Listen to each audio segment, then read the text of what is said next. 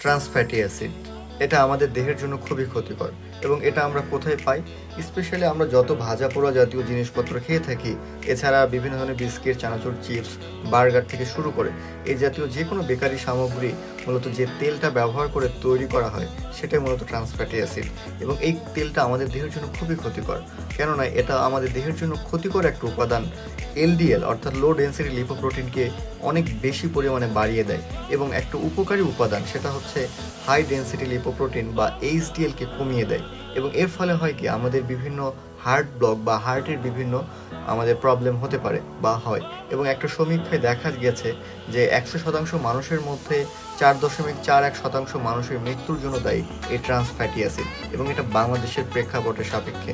এবং আমাদের উচিত এই ট্রান্স ফ্যাটি অ্যাসিড যুক্ত খাবার দাবারকে তুলনামূলকভাবে যতটা পারা সম্ভব অ্যাভয়েড করে চলা।